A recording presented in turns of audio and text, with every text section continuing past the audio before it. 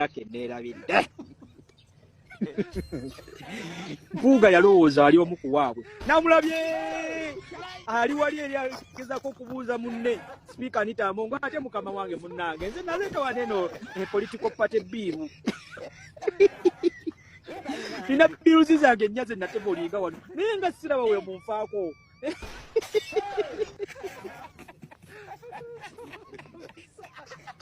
Ewo neetaaga ddamu mukolerayo ka short video. Ane era akatambi Mpuuga ng'atunula binsobedde mu Palamenti nga bamuwadde akazindalo yeemulugunya nti naleeta political party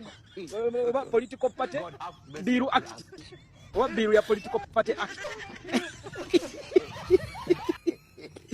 Nennongoosereza mu kakiiko k'ebyokulonda oba ennongoosereza mu byokulonda baziisa muli kyamuli. Genda eri naawe biki byogezaako tugamba. Musajja wano nooza baamuwa ne bamugamba tugenda kukubirayo akajji tugenda kufunawo ekikuzza mu bantu. Leeta kano.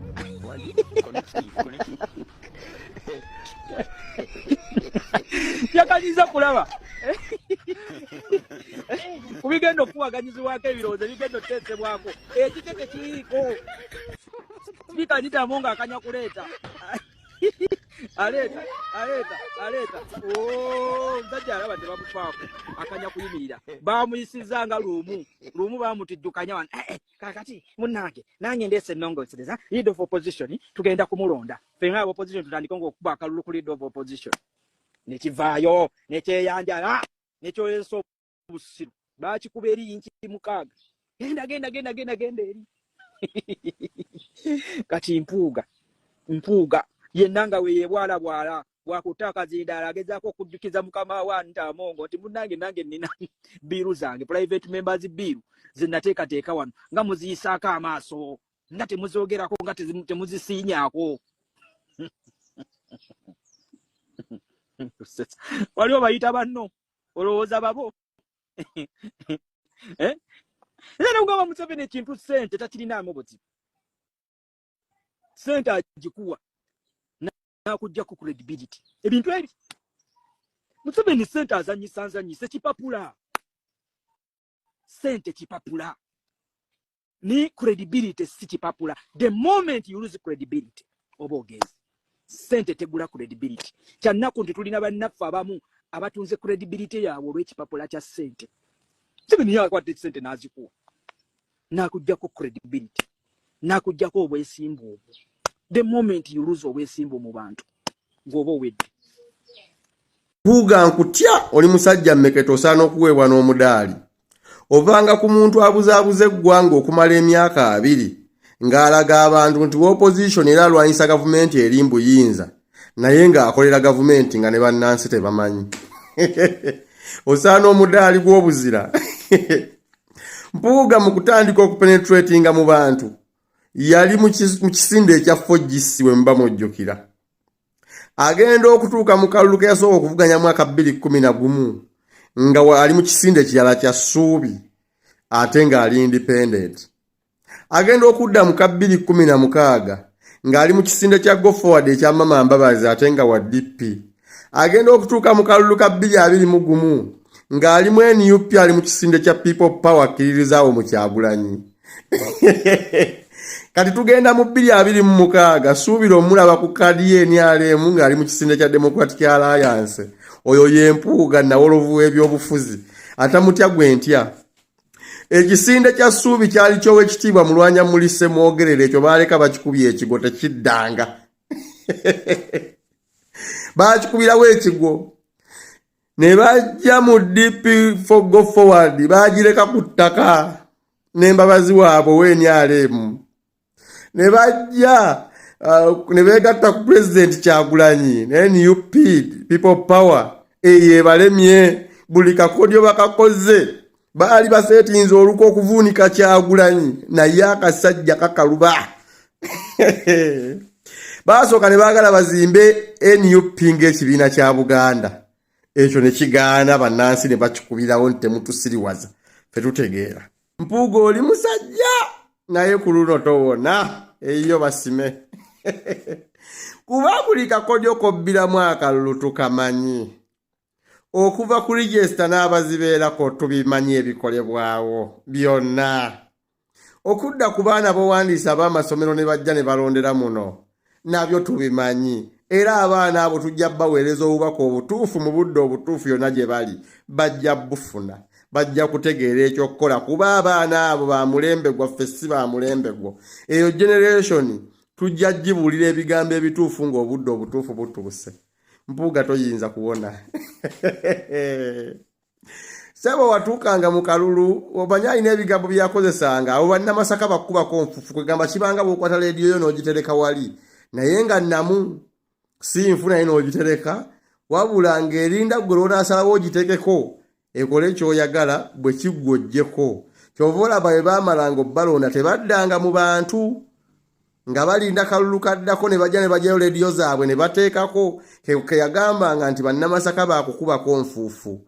Kwegamba ogenda mu sitoowa n'okuba enfuufu ku leediyo yo gy'omanyi nti nnamu n'ogiteekako n'eyimba oba n'eyogera by'oyagala bw'obimaliriza n'oggyako n'ozzaayo mu sitoowa. Awo twakubuuse toyinza kuwonerawo.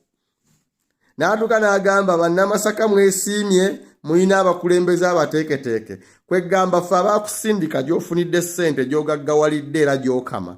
Ate ffe twesiimye.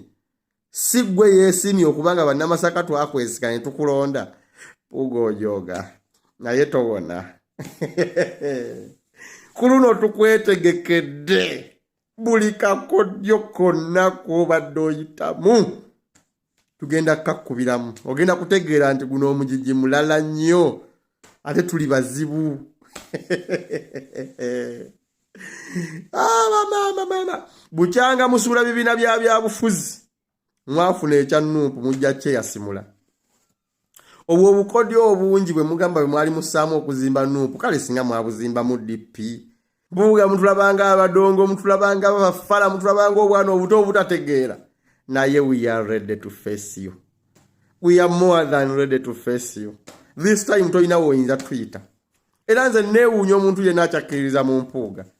Mbutuufu osaana bujjanjabi ate obw'amaanyi weetagana kuteeka mu ICU. Omanyi ffe batukubira amasimu ne makubo batusanga kitova ku mpuuga bajja kutta toyina baana n'obagamba ky'ogamba osinga nze okumanya nti nnyina abaana. We neetabira mu kikolwa ekibazaala ate gwe oyinza okunsinga okumanya nti nnyina abaana. Gwe nno omanyi bumanya nti nnyina abaana naye nze mmanyi omuwendo gw'abaana gwe nnyina. Gwe togumanyi. Naye gwe onsanga n'ombuuza toyina baana. Stupid. Temuddangamu nze obbiŋŋamba. Abaana bange nze nabeezaalira nze kitaabwe. Nkitegedde. Togenda kufuuka kitaabwe ne bwenkaddiwo oba ne bwenfa nga sikuze tebakuze nange. Togenda kufuuka kitaabwe. Mwefuge. Munnayuganda nze naawe. Naawe ow'ekibanja gwe bagala okujja ku ttaka toli seefu. Tageti si abannabyabufuzi bokka nga bw'oyinza okirowooza. Naawe alina akabanjako nga baagala okukusenda kabanja ako basobola okukutwala butereevu mu kkooti maaso. Tubeere eyo n'olannama ebyo byabufuzi tebirina we bigenda kunkwatirako. Olwali omukimanyi bulungi abanyinyitite mu kubba ettaka n'okusembula abantu basibuka wa era amaanyi bagajja wa. Okiwuliriza kaakati kupolisi kwekuleeta kkooti maaso enejje egenda kutuula ebitundu by'eggwanga eby'enjawulo kati egenda kuveema kingi egaswe mu kukaziwe kuno egenda kutuulako n'abalamuzi naye nga bannamagye mu bufunze civilian courts will not be performing anymore.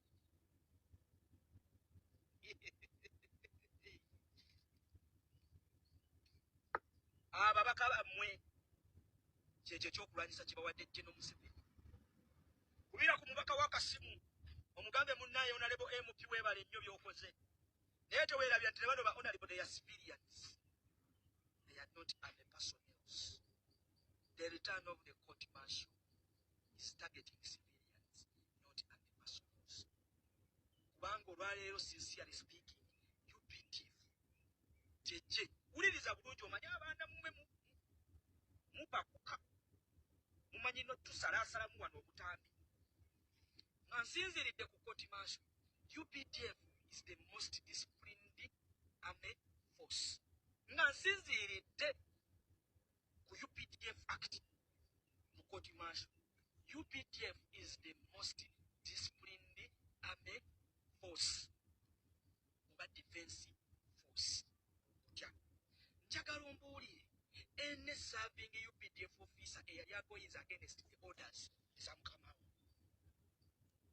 Kubanga olwaleero omunnamagye asiwuuka dye empisa nga tateekesezza order emuweereddwa mu nkola.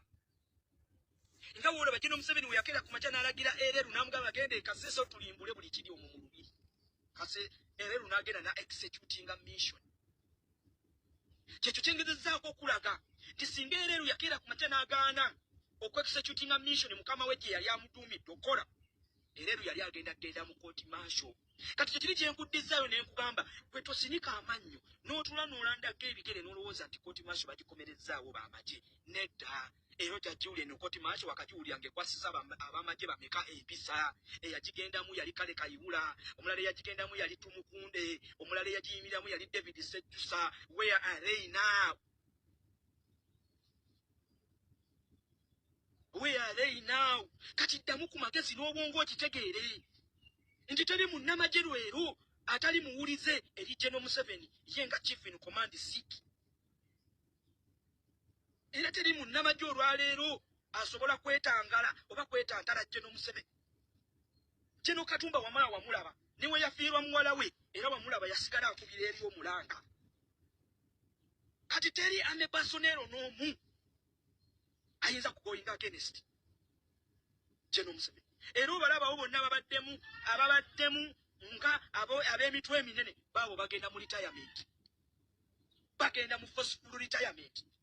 Naye nakugambako wano General Sejjusa yatandika okusaba retirement mu 94 n'agamba yagala kuritayalinga kuva mu magye. Naye Museveni yakimanya nti singa ritayalinga General Sejjusa ono yamanya obulabo obuyinza okujja. Museveni yakumira General Sejjusa mu magye ntiru nga muneutralizinze n'alyoka amutwala mu retirement nga General Sejjusa takyalina kyayinza kukola. The same case ku Tumukunde. The same case ku Kasirye Gwanga. Kati nkulaga nti olwaleero tolina bannamagye basiwuufu bampisa tobalina, bonna bali loyo eri mukama waabwe. Kati kitegeeza njagala weebuuze Museveni lwaki yandibadde alwana nnyo court martial ekomewo era efuna amaanyi amajjufu.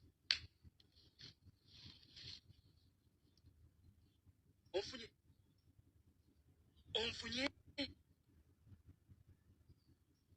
amagezi gazze tugende mu maaso.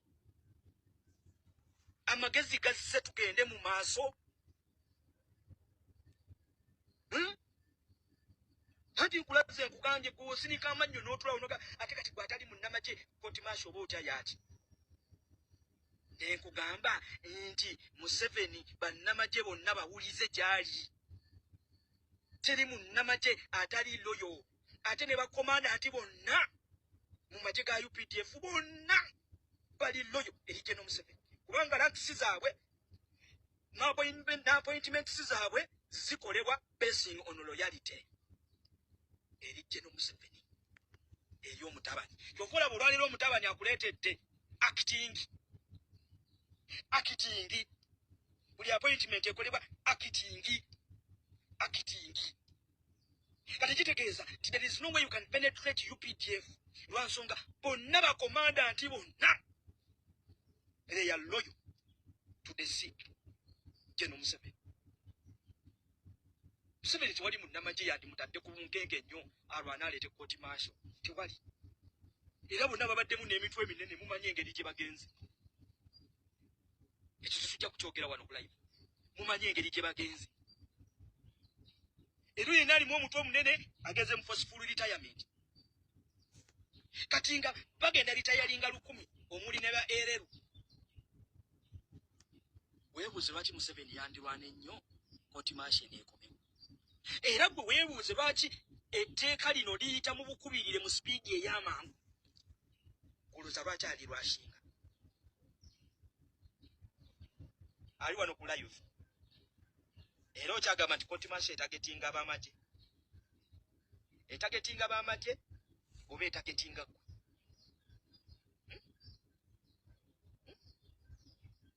Koti mashe etagetinga bamagye oba etagetinga gwe?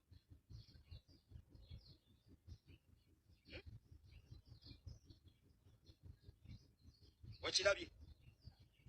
Olabye obuzito bwe?